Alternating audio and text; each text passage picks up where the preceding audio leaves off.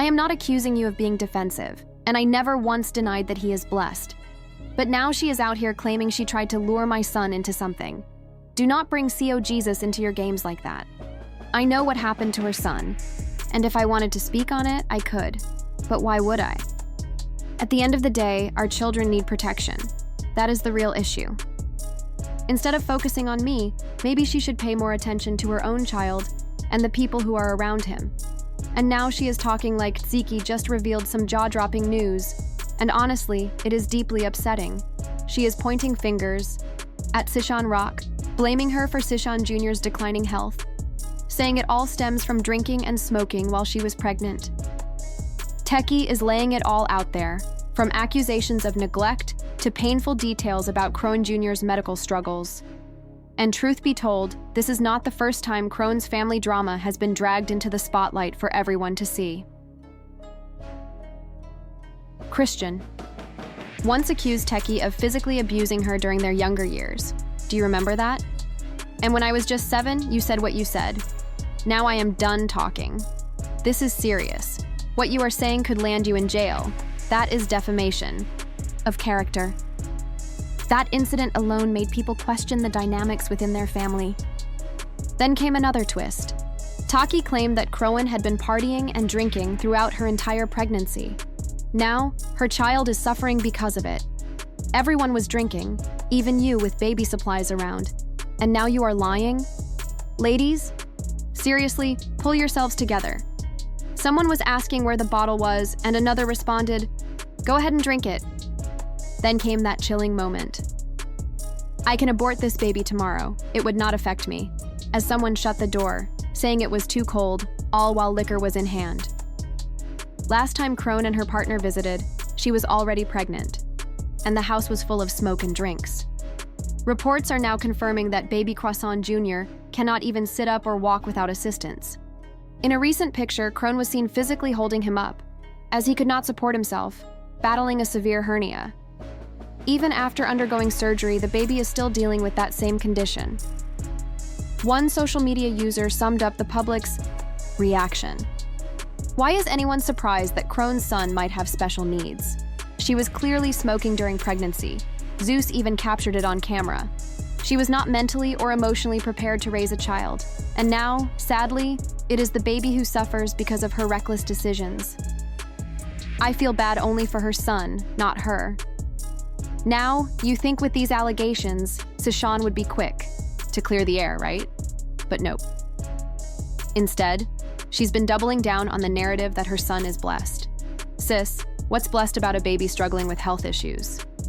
One user commented, Tease mentioned Krohn drinking liquor while pregnant, and Crow went to talking about that baby blessed guilty conscience, call CPS. Her ex-bestie Janet even tried to step in, allegedly offering to help Sishan Jr. get medical care, but Krohn reportedly shut her down, claiming there's nothing wrong. You convince, look, I understand the whole, we're prayed up, we've got faith mindset, but faith alone is not enough. Faith without action is empty. You cannot just sit back, gossip, and claim you believe. If you truly want to see God move, you have to put in the work. Faith requires effort. Spending your days judging others while doing nothing yourself does not make you righteous. You are not God. And let's be real, if you want to play judge, then do not be surprised when others start judging you right back. The truth is, some of the people pointing fingers have done worse than those they criticize. And the most loyal ones who once stood by you, they are the ones watching now in disappointment. Now let's talk about the real shocker Tesehki dropped. She alleged that Croissant never even wanted the baby in the first place. Supposedly, Sishan was planning to get an abortion, but kept the baby just to stay connected to Blueface. Yup, you heard that right. This was not about motherhood. It was about control, trying to hold on to a man. She even admitted to having ended other pregnancies before. So when she said, I could get rid of this one too, it was not just a throwaway comment, it was revealing. And that part of the story has people furious. One post online read, I knew she didn't want to be a mom. She just wanted to stay tied to Blueface. Carissa's not always right, but she's right about this one. People are heartbroken, especially with claims that Kress Jr.'s condition might be linked to Krohn's alleged indifference during pregnancy. At the very least, the child deserves care. He deserves medical attention. But sadly, the situation seems to have taken an even darker turn. Multiple sources, including Zeus, are now saying that CPS, Child Protective Services, may already be involved.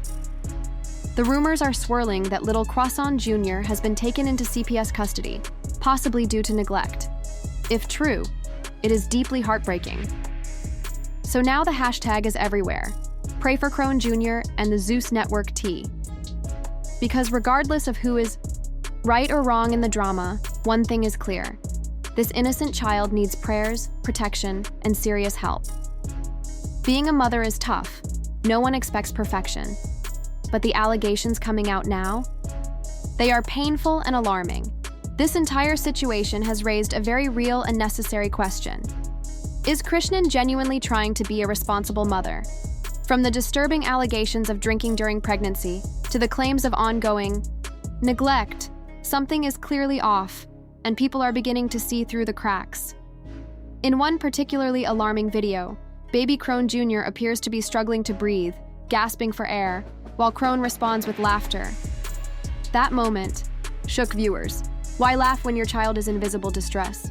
That video alone painted a chilling picture, and Taki's bold accusations have only intensified the scrutiny.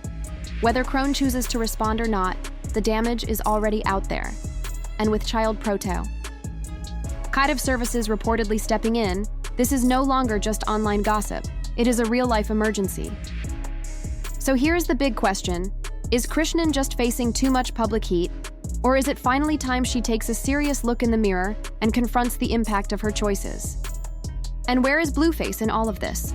Completely silent.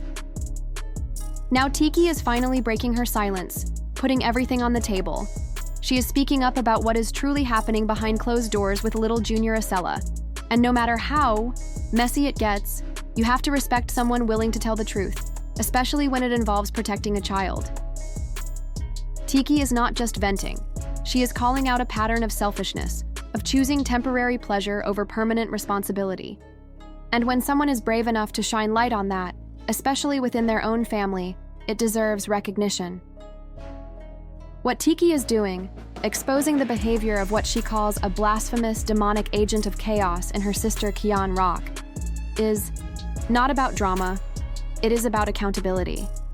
And honestly, that is something more people need to support. Because let us be real, parenting is not a performance. It is not about social media clout. It is about sacrifice. We need to stop excusing reckless, destructive behavior just because someone is famous or entertaining. We need to speak out against parents who neglect their children while prioritizing twerking, drinking, clubbing, and chaos. This is about a child who, because of someone else's poor choices, might struggle to see clearly, to speak confidently, to live fully. And that kind of damage carries a weight, a heavy lifelong burden. So yes, we need to call it out. We need to hold people accountable. Because no child deserves to suffer for someone else's selfishness. Some of these children are now facing serious developmental challenges, physical disabilities, delayed cognitive growth, all because of choices made before they were even born. And let us be honest, Krishan, this traces back to you. The drinking, the partying, the careless behavior during pregnancy. It was all about your personal pleasure, not your future child. This is not just unfortunate, it is reckless. What we are witnessing is not only harmful parenting, it is a reflection of a deeper social issue. This kind of chaotic, self-centered behavior is exactly what continues to break down families and hurt our communities. It keeps the cycle of suffering going and leaves children paying the price. We cannot keep normalizing this. In fact, there should be laws in place to protect children from this kind of neglect. Parenting requires sacrifice, not selfishness. It is a role for people willing to put someone else's needs above their own. Not everyone deserves to be a parent, and that truth needs to be said out loud. Once you become a parent, the spotlight shifts. Life is no longer about your fun, your parties, or your hookups. It is about your child, their well-being, their growth, their happiness. And no, I do not have a child of my own, but you do not need to be a parent to understand that basic principle. You just need common sense. Some people seem to think not having kids disqualifies someone from speaking on this. That logic is flawed. Do I need to be a firefighter to know you should not play with fire? No. And the same applies here. Anyone with a functioning conscience and an ounce of maturity knows that no child should be left behind because their parent was chasing fun instead of being present. So no, it is not a gotcha moment just because I do not have a child. It is not about experience. It is about empathy, logic, and the ability to recognize wrong when you see it. And if that offends anyone, maybe it is time they reflect on why. Let me make this crystal clear. You do not need to be a parent to speak out against child neglect. You do not need to have a child of your own to recognize when someone else is failing theirs. That logic is flawed, and if you're using that argument to silence others, you are completely missing the point. Think about it. Do you have to be a victim of racism to speak out against it? No, injustice is injustice, no matter who it is happening to. If someone sees harm being done, they have every right, no, every responsibility, to call it out, even if they have never personally experienced it. So when people witness a child being neglected, when a parent is putting partying, drinking, or clout chasing above their baby's well-being, it is not only fair to speak on it, it is necessary. We cannot keep excusing negligence just because someone likes the person involved, or because they think only parents can understand. Wrong is wrong, and you do not need a PhD in parenting or a child in your arms to know that children should not be ignored, mistreated, or deprioritized. That should be basic human understanding. So no, asking me if I have a child is not some clever gotcha moment. You will not silence people with common sense by throwing that out there. It is not rocket science. It is morality. If you choose clubbing over caretaking, if you pick pleasure over responsibility, you are setting your child up for struggle. That is not opinion. That is truth. So yeah, I will speak on it, loudly. And so should anyone else who cares about kids being safe, seen, and properly cared for, regardless of whether they have children or not. No, I am going to speak up. I have every right to say something, because if I did have a child, I know I would not be out here neglecting them. You cannot throw the word hypocrite at me when I am not guilty of the thing I am criticizing. I am not harming a child. I am not abandoning anyone. So there is nothing to twist around here.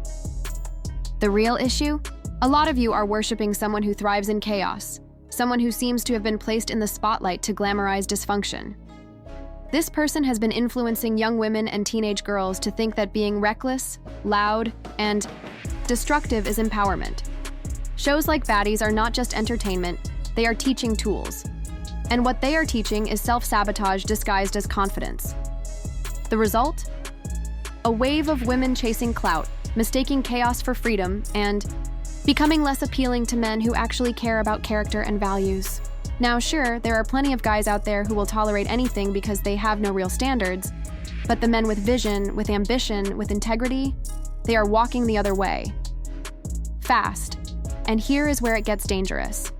When those girls, led by the wrong influences, end up with men who also lack values, and they raise children in homes where morals and discipline are not even part of the conversation. That cycle leads to more brokenness. Kids growing up without a moral compass become adults who continue the same loop. Fewer stable families, more dysfunction. This is not just about one person. It is about a ripple effect, something known as the negative Matthew effect. For those unfamiliar, it means that failure tends to snowball. Once the wrong path is chosen, it gets easier to keep failing unless something disrupts the cycle. And right now, that cycle is being fed by platforms that celebrate irresponsibility instead of accountability. A good example of this is generational wealth.